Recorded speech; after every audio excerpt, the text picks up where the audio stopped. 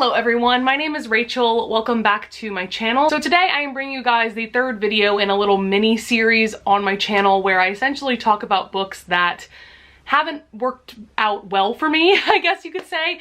So the first video I did was the anti-TBR tag where I discussed books and authors that I never plan on reading for various reasons, and these videos will be linked up in the cards above, by the way. The second video that I released just a few days ago was the book series that I started that I do not plan on finishing, so I may have read the first book or the first and second book, and for whatever reason, those series didn't work out for me. And so today I'm going to be talking about popular books that I did not finish.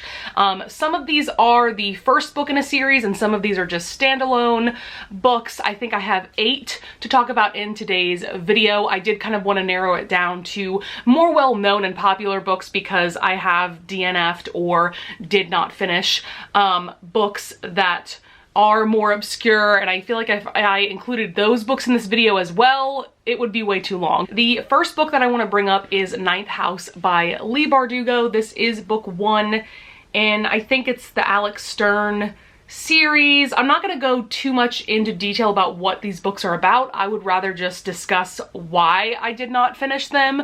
So this is an adult fantasy. It takes place at Yale University. We have our main character, Alex. She ends up getting an offer from this secret society, essentially, to kind of work for them. And yeah, it's definitely got some dark academia going on. There's ghosts. I'm pretty sure there's magic, other fantastical elements, things like that. With this one, I got to about page 60. And I was realizing that I was just very confused about what was going on, and I was also bored at the same time, which is kind of weird because usually if I'm confused about something, I can't be bored because I'm using brain power to try to understand what's going on. But I realized that I did not care about any of these characters. I will say Alex is a fairly interesting character, and I'm sure that if I would have read the entire book, I would have learned a lot more about her. But all the other characters, I was just like, oh, okay, like this person's on the page now, this person's here. Like, you know, I just didn't really care about the characters or what was happening. Yeah, so because of all of that, it quickly became a very frustrating reading experience for me. And I've also heard that there is a lot of triggering content going on in this book that I don't necessarily want to read about. So for all of those reasons, I did decide to DNF this, unfortunately. So next book I want to discuss is Black Sun by Rebecca Roanhorse. This is book 1 in her Between Earth and Sky series. I know this book isn't nearly as popular as some of the other books I'm going to mention on this list, but I know that it is an up-and-coming title in the adult fantasy genre. And I do want to point out that I think this does bring something truly unique and special to the adult fantasy genre. This is written by an Indigenous author, and this takes place in a fantastical world that is based off of pre-Columbian Central America, I think, or around that region of the world. This was another one that it became very confusing very quickly for me, and this is going to be a theme in this video. If I'm really confused about what's going on and things aren't getting any clearer for me as I'm reading, then yeah, I'm not going to be motivated to keep reading. And I think that a lot of us can agree with that for sure. I did DNF this at about page 50 to 60 as well. And yeah, I just found it so hard to grasp onto these characters and who they are and what's going on in the grand scheme of things that, yeah, this book just wasn't for me. However, I do fully recommend it for those of you that adore adult fantasy and want something different. I think that this would be a great recommendation for you. Next book I want to discuss is The Once and Future Witches. This is by Alex E. Harrow. This is another adult fantasy novel. And as far as I know, this is a standalone, yes. And this one's actually more popular than I thought because it actually has about 20,000 ratings on Goodreads. And I think that that's really good for this genre. So from what I can remember about the plot, it's about these 3 sisters who are witches, and it takes place in the late 1800s, like the 1890s, and I remember it also had to do with time travel, and that's really what attracted me to this story. But I remember DNFing this around like page 30 to 40. It really didn't take me long to decide that this book wasn't for me, and I think that's because I just couldn't emotionally attach to the characters at all. I don't know what exactly went into that. Maybe it was Alex's writing that I just didn't connect with. I'm not really sure. I think it was that I was having a hard time differentiating between the three sisters, but also the writing style just wasn't really working for me. Next book is one that you guys might fight me over, and I'm sorry, not sorry. This is Perks of Being a Wallflower by Stephen Chbosky. This is a very, very popular and well-known novel at this point. There is also a movie adaptation of it, but just to basically explain what's going on, it's about our main character Charlie, and he's writing letters. I think he's writing letters to himself, if I'm not mistaken, and it's all about his life and him just kind of going through puberty and trying to figure out who the hell he is and all of those things. Definitely a coming of age type of story. I DNF'd this at page 57, and the problem for me was that it is all written in letters. That's the format that this story is told in, and because of that, this whole book is a lot of telling and not showing, and I have a huge problem with that kind of storytelling device. It just doesn't work for me, and I also found the characters to be pretty one-dimensional, and as the pages were going by, I just realized that I really didn't care about Charlie or any of the characters or what was happening to them, so for those reasons, I did decide to put this book down. Next is another book that some of you might fight me over. This is An Absolutely Remarkable Thing by Hank Green. So I'm actually going to reference my Goodreads review of this because I tried reading this way back in January of 2019, so I do not remember anything. But I did DNF this at page 64.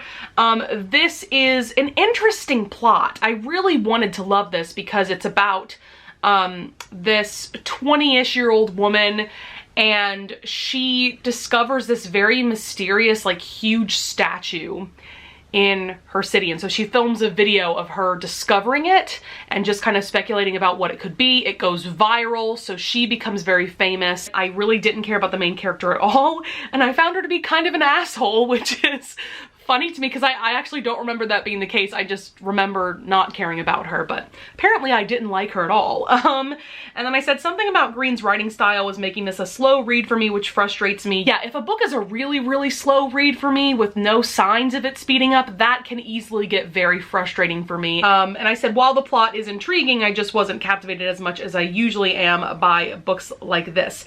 And what I noticed was that a few pages leading up to where I decided to DNF this is that there was a pretty big revelation discovered by the main character and another character that she is consulting, I think a scientist. And I realized that I didn't give a shit about this revelation. So yeah, I was like, why should I keep reading a book that I don't even care when a major plot point comes, you know? So yeah, unfortunately this didn't work for me like all of the books on this list, and it does make me sad because it is a series at this point. I know that there is a second book out, and I really wish that this would have worked for me because I would have liked to have checked out the second book as well. Next is a book that I DNF'd at page 26. I think that that's the earliest I've ever DNF'd a book in recent history, at least that I can think of, and that is The Wicked Deep by Shea Ernshaw. I was intrigued by this book because it seems like everybody adores this book for like the Halloween witchy vibes and the autumnal vibes, and it also takes place in a coastal town, and I was so intrigued by all of that for sure. But I noted in my Goodreads review that something about Ernshaw's writing style like almost lulled me to sleep. It lulled me to a state of just zoning out and boredom that I wasn't comprehending at all what was happening, and I just immediately didn't care about the main character. The love interest was already introduced by this point, and I didn't give a shit about their romance. I will say that this is one of the books on this list that does have pretty mixed reviews. There are quite a few readers that had the same opinions as me. So we actually have two books left to talk about in this video. The first one is a historical romance that actually has a lot of ratings on Goodreads. I think it has like 30,000 ratings, which is very high for a historical romance in my opinion.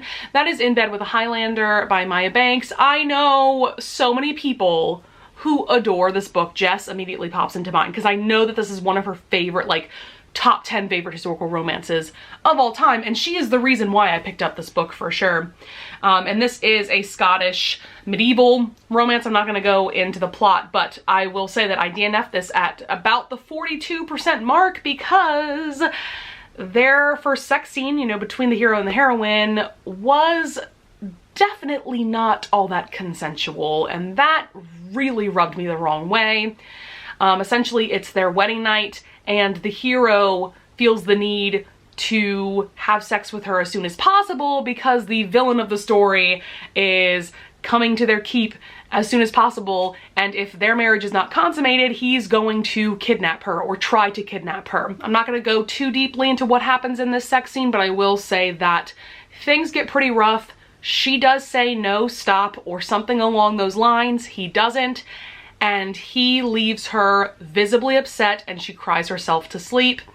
And then he doesn't actually really apologize for what he did, and he doesn't face any real consequences for it. And I did try reading beyond that scene, but I just found myself getting angrier and angrier about him and his character and what he did to her, that I just had to put this down for my own mental health. And then last but not least is a very, very recent DNF for me, and this is The Kiss of Deception by Mary E. Pearson. I was so excited going into this. This is a YA fantasy trilogy. The premise sounds so freaking good. We have our main character, I don't remember anybody's names at this point, but we have our main character. She is betrothed to a prince from another kingdom, and she runs away so that she doesn't have to marry this man, so she can just live her life the way that she wants to. And so the prince that she was supposed to marry is now chasing after her, and an assassin from another kingdom is also chasing after her. And for a good part of this book, you don't know which man is which in terms of who's the assassin and who's the prince. Okay, I got like 63% of the way through this book. I read more than half of it, right? And I can only really tell you like 2 major events that actually happened in this book. Most of the story is these 3 characters living in this small village. The main character, our heroine, is now working at a tavern, and the 2 men, the assassin and the prince, come to that tavern all the time to see her, and romances start brewing.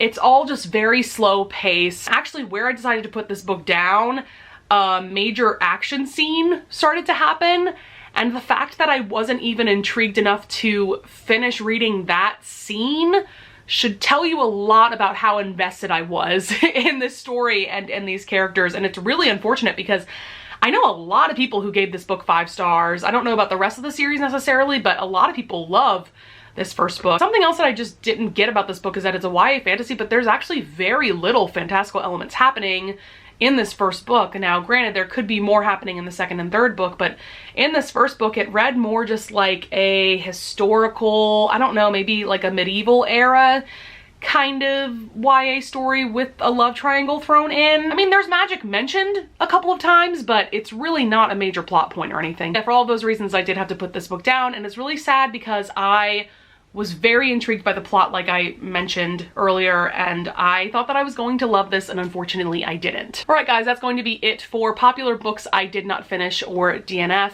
I would love it if you would leave a comment down below if you want to tell me about some popular books that you DNF'd recently and your reasons for doing so. So thank you so much for watching. I would love it if you would leave a like and subscribe, and I thank you so much in advance if you do. And with that being said, I'll see you guys in the next video. Bye!